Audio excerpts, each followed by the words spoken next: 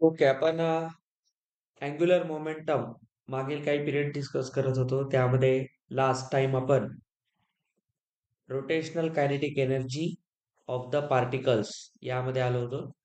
जसं translational motion मध्ये kinetic एनर्जीला आपण हाफ एम व्ही स्क्वेअर लिहितो आणि ओमेगाला रिप्लेस करतो आर ओमेगाने. When linear velocity is replaced by rotational velocity, then kinetic energy becomes m r r1 square omega square r2 square omega square like this. याच्यामध्ये omega जे आहे ते constant मानतो आपण, कारण रोटेशन मध्ये जी अँग्युलर वेलॉसिटी आहे प्रत्येक पार्टिकलची ती फिक्स असते. अँग्युलर वेलॉसिटी चेंज करत नाही आपण. आणि मग या प्रोसेस वरून कायनेटिक एनर्जी मध्ये हाफ आणि या ठिकाणी ओमेगा स्क्वेअर बाहेर काढलं तर ब्रॅकेटमध्ये एम आर स्क्वेअर राहतात सगळे.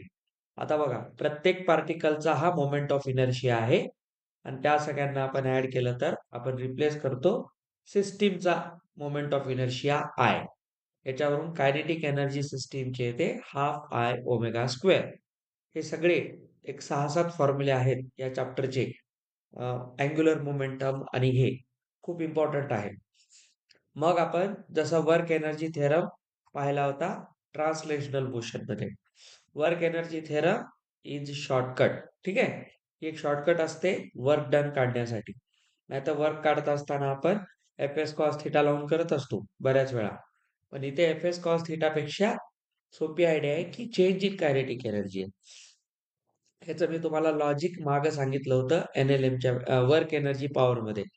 वर्क एनर्जी थेरम असं कायनेटिक एनर्जीवर का डिपेंड असतो. तर आपल्याला माहिती आहे वर्क करण्यासाठी आपल्याला कुठला ना कुठला एक्सटर्नल फोर्स लागतो. मग आपण एफ एस कॉस थिटा हे वर्क आहे आणि त्या फोर्स मध्ये आपण ज्यावेळेस डिस्प्लेसमेंट घेतो तेव्हा आपण डिस्प्लेसमेंटचं डेरिव्हेटिव्ह घेऊन त्याला कायनेटिक एनर्जी मध्ये कन्वर्ट करतो आणि कायनेटिक एनर्जीच रेस्पॉन्सिबल असते एखादं वर्क करण्यासाठी. तर सिस्टीमची इनिशियल कायनेटिक एनर्जी आणि फायनल कायनेटिक एनर्जी यांच्यामध्ये जो डिफरन्स असेल त्यालाच आपण म्हणतो वर्क डन. म्हणून इथे स्पष्ट दिलेले work done is equal to change in rotational kinetic energy. फक्त वर्ड चेंज केला आपण, इथं रोटेशन आणलेलं आहे. बाकी याच्यात काही विशेष फरक नसतो. म्हणून वर्क डनला आपण final kinetic minus initial kinetic energy लिहितो. फायनल कायनेटिक एनर्जी समजा त्याची अँग्युलर वेलॉसिटी इथे वेगळी आहे आणि इथे वेगळी आहे पार्टिकलची, तर half i omega 2 square minus half i omega 1 square he system आहे. सिस्टीमचा तुम्ही या ठिकाणी आय कॉमन घेऊ शकता, काही अडचण नाही. पण एक बेसिक फॉर्म्युला आपण या ठिकाणी यूज करतो. आता याच्यावर 1-2 टाईपचे प्रश्न आपण पाहूया कसे विचारतात. तसं आता एक क्वेश्चन आपण इथे डिस्कस करू. हा एकदम बेसिक आहे, तुम्ही पण ट्राय करू शकता. आपण काय केलेलं आहे, एक एनर्जी आहे, an energy of 484 joule is spent in increasing increasing speed of flywheel speed of flywheel from 60 rpm, तुम्हाला हे ट्राय करता येईल, टू 360 rpm. आरपीएम ऑलरेडी आपण डिस्कस केलेले रोटेशन पर मिनिट. ठीक आहे. Calculate moment of inertia of the flywheel.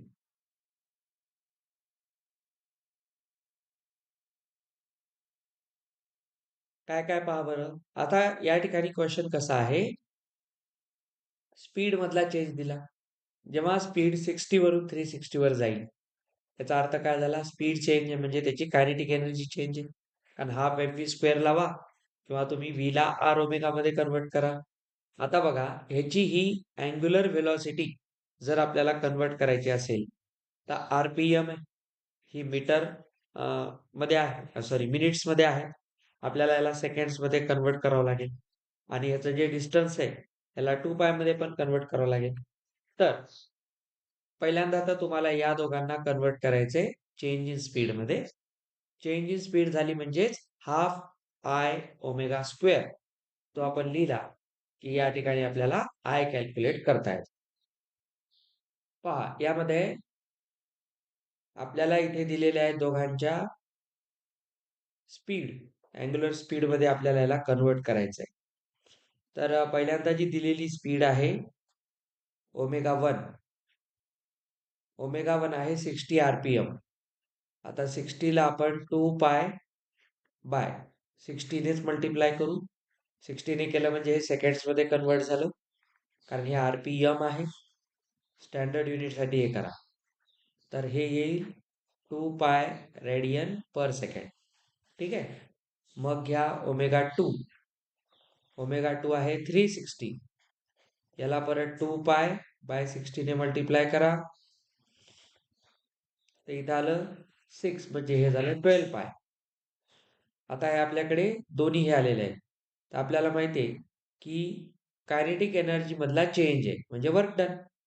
तर work done लाच आपण लिहू शकतो इथे half I change in omega square, जो काय आहे तो. तर बघा इथे वर्क डन दिलेलं आहे. एनर्जी म्हणजेच वर्क डन आहे 484. इथे घ्या 2, हा आय आणि हा चेंज. हा चेंज किती आहे 12 - 2 आहे. ठीक आहे. तर हा चेंज घेऊन टाका सरळ सरळ. तर किती येतो बघा. पहिला 12, हा झाला ओमेगा.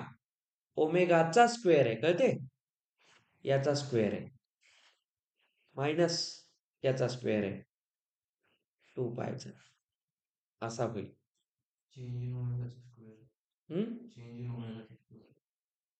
हो ना, पण आपण इथं काय लिहिणार omega F minus omega I whole square.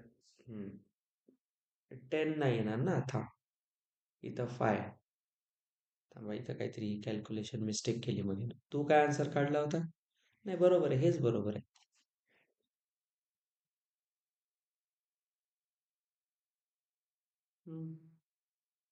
म्हणजे हे झालं 144 आणि हे झालं 4.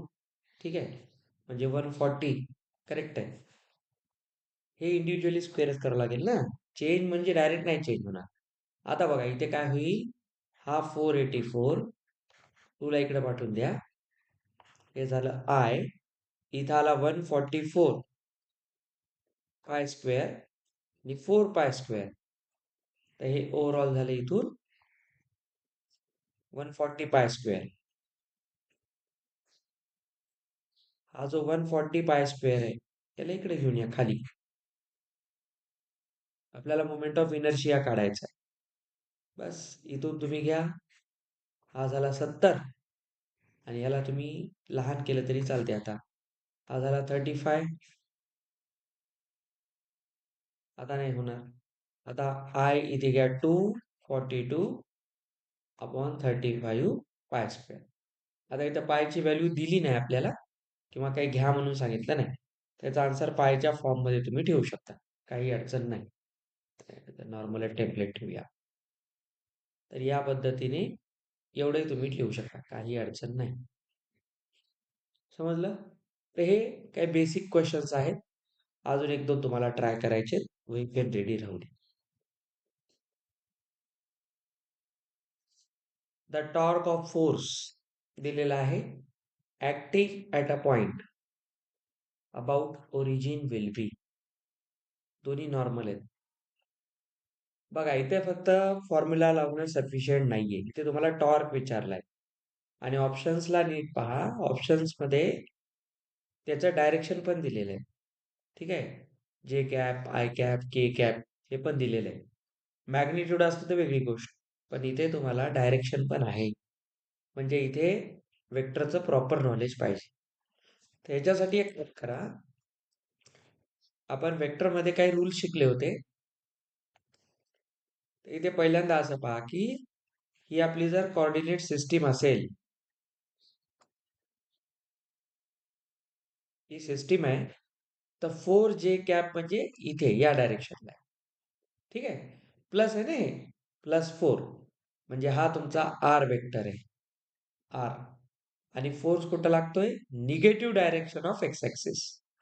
म्हणजे इकडे फोर्स आहे, इकडे फोर्स आहे. आता आपण नेहमी लिहितो आर क्रॉस एफ. कळलं? आर वर आहे, एफ खाली आहे. आर क्रॉस एफ असं यायचंय. तुम्हाला मी ज्यावेळेस वेक्टर प्रोडक्ट शिकवत होतो, तेव्हा एक ही फिगर शिकवली होती, आठवत असेल तर, आय जे के. आणि आपण एक गोष्ट पाहिली होती, आय क्रॉस जे, जे क्रॉस के आणि के क्रॉस आय. जर आपण आय क्रॉस जे केलं तर के येईल. जे क्रॉस के चा आन्सर आय असतं आणि के क्रॉस आय जे असतो. पण इथे तुम्ही कोणाला क्रॉस करताय बघा, आर क्रॉस एफ असतो हा. तर इथे आर आणि इथे एफ आहे. तर आर क्रॉस एफ म्हणजे ही डायरेक्शन आहे, कळलं? तर या डायरेक्शन मध्ये आपण काय करत असतो, याचं जे काय आन्सर येईल ते निगेटिव्ह मध्ये येईल. रिव्हर्स चालतोय वेक्टर.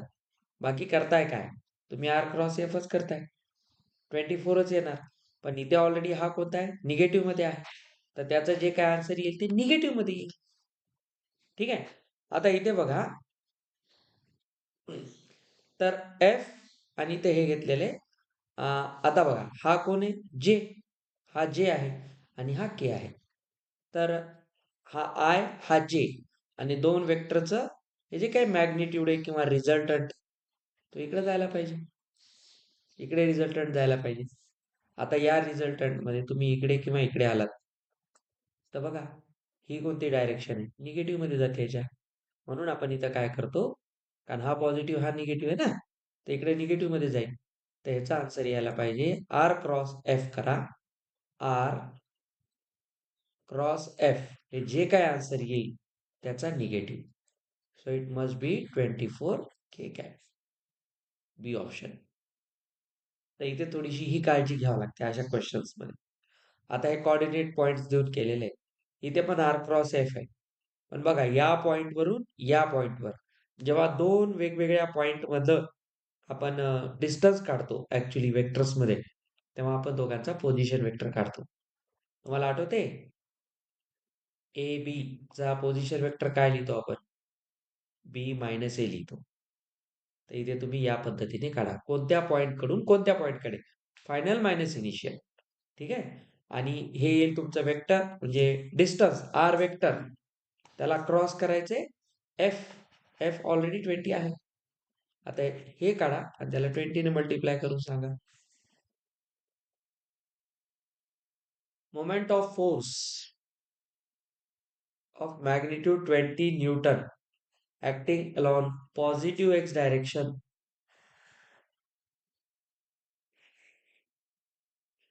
इथे 3m00 म्हणजे मास आहे एक्स ऍक्सिस वर. हा 3m00 लक्षात, 0 2m0, एक्स मध्ये 0, वाय मध्ये 2m, म्हणजे जवळपास इथं कुठेतरी येईल. हा 0 2m0. आता आपल्याला माहिती आहे हे दोन पॉइंट आहेत. तर या दोन पॉइंट मध्ये अबाउट दिस पॉइंट म्हणजे याचा अर्थ याला आपण फायनल आणि याला इनिशियल मानलं, इकडून इकडे. तर तुमचा पोझिशन वेक्टर काय येईल, असा येईल, फायनल टू इनिशियल. तर तुम्हाला इथे काढायचा आहे मॅग्निट्यूड, काढायचा आहे मोमेंट ऑफ फोर्सचा म्हणजे टॉर्क काढायचा आहे. मोमेंट ऑफ फोर्स म्हणजे टॉर्क. ठीक आहे. तर टॉर्कला परत लिहिलं आर क्रॉस एफ. आर आल्या final minus initial 0 - 3 i cap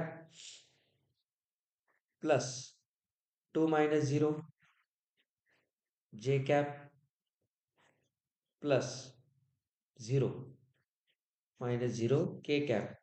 हे जे काय आन्सर येईल त्याचा क्रॉस घ्यायचा आहे फोर्स सोबत. फोर्स आहे 20. बघा, इथून येतो -3 आणि इथून येतो +2. हा तर 0 आहे. ठीक आहे. आता आय क्रॉस जे ना के असतो, आय आणि जेचा रिझल्टंट के असतो, इंटू 20.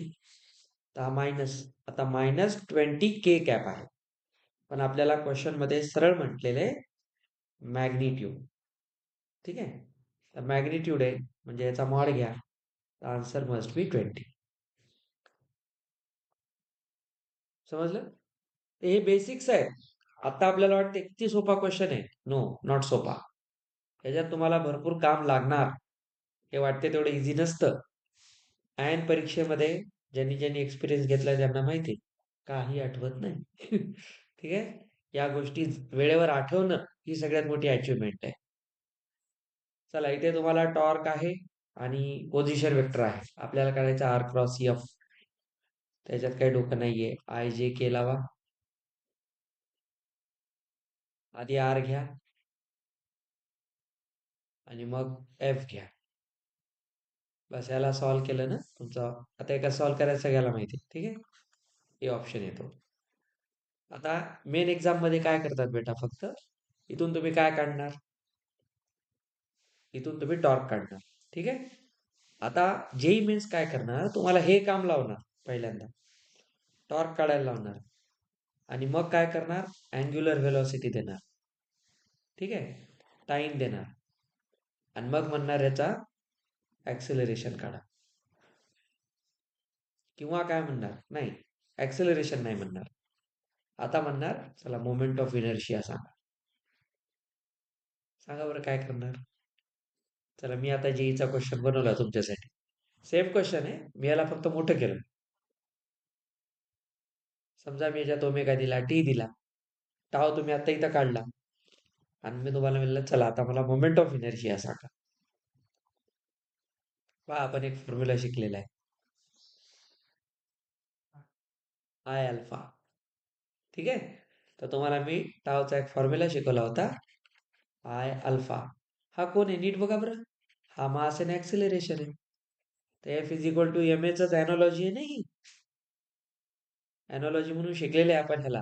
तर क्वेश्चन तुम्हाला फक्त काय करतो बघा, यानं काय केलं, टाव काढायला लावलं इथं आणि त्याच्यात ते काय म्हणतो, हा काय ह्याचा मॅग्निट्यूड काढा म्हणतो. म्हणजे तुम्ही याचा मॅग्निट्यूड काढणार, कळलं किती मोठा नंबर आहे. आता जे इमेज असंच करणार. आता याचा मॅग्निट्यूड सोपं आहे का, A square plus B square plus C square under root big number. फक्त कॅल्क्युलेशन मध्ये काय करणार, ह्याचं एखाद्या वेळेस रूट मध्येच ठेवणार, नाहीतर हायपरफेक्ट स्क्वेअर येणार. ते नंबर तसे देणार तुम्हाला. मग तुम्हाला याच्यात मोमेंट ऑफ इनर्शिया काढायचा आहे. तर याचा मॅग्निट्यूड घेऊन, आता हा कोण आहे, ओमेगा बाय टीच आहे ना, असाच आहे. तर ह्याचं तुम्ही काढणार आणि मग इथून मोमेंट ऑफ इनर्शिया येणार. तर हे तुम्हाला माहित पाहिजे. आता मोमेंट ऑफ इनर्शिया हा मासच असतो, त्याच्यामुळे ही एक स्केलर क्वांटिटी आहे, वेक्टर नाही. हे मेन आहे. तर लक्षात ठेवा, क्वेश्चन मध्ये मोठे बीट करायचे. तुम्ही असं नाही एक्सपेक्ट करू शकत की ॲज इट इज आम्ही प्रॅक्टिस केलेलेच क्वेश्चन एक्झाम मध्ये येतील. नाही, तसं येत नसते कधीच. तुम्ही कितीही चांगलं स्टँडर्ड बुक करून जा, मेन एक्झामचा क्वेश्चन वेगळाच असतो, डिफरंट असतो. कारण त्यांना माहिती आहे, ते काय करतात, रेफरन्स घेतात स्टँडर्ड बुकचे, क्वेश्चन मध्ये चेंजेस करतात. तीच तर एक्सपर्टीज असते त्यांची. आता इथे तुम्हाला काय लक्षात घ्यायचं, या क्वेश्चन मध्ये फोर्थ मध्ये तो काय म्हणतो पहा, एका डोअरला ज्याचं 1.6 मीटर वाईड आहे, हे मी तुम्हाला हिंच पासून शिकवलेलं आहे, आठवते सगळ्यांना. आपण डोअरच एक्झाम्पल घेतलेलं आहे. समजा हे ते डोअर आहे आणि ही ती हिंज आहे. आता आपण ह्याला या डायरेक्शनने ढकलून उघडू शकतो असं. तर सेम डोअर असल्यामुळं लागणारा टॉर्क फिक्स आहे, याचा टॉर्क चेंज होत नाही. तर लक्षात ठेवायचं, टॉर्क रिमेन सेम. तर काय लागेल, R1 cross F1 is R2 cross F2. या दोघांना इक्वेट करायचंय. आता इथं दोघांचे मॅग्निट्यूडच दिलेत आणि साइन थिटाचा काही संबंध नाहीये. मग तुम्ही RF लिहा सरळ. तर पहिल्यांदा पोझिशन वेक्टर 1.6 असताना फोर्स 1 न्यूटन आहे. तर जेव्हा तुम्हाला किती डिस्टन्सवर लावायचंय, 0.4, तर किती फोर्स लागेल, बस आपला क्वेश्चन. तर इथून किती आलं बघा, 4 आणि 4 वन जा 4. तर F2 मस्ट बी 4 न्यूटन. कळलं. तर असे नॉर्मल क्वेश्चन्स असतात. D option. चलो नेक्स्ट.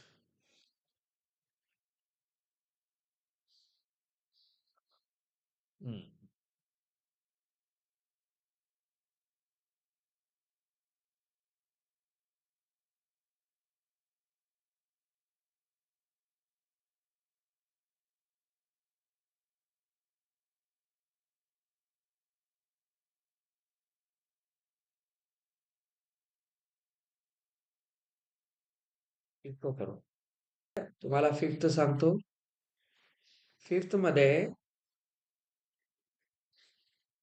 आपल्याला मोमेंट ऑफ इनर्शिया म्हणजे आय दिलेला आहे. अँग्युलर स्पीड आहे 30 आणि टाइम दिलेला आहे 15 सेकंड्स. आणि आपल्याला विचारलंय टॉर्क.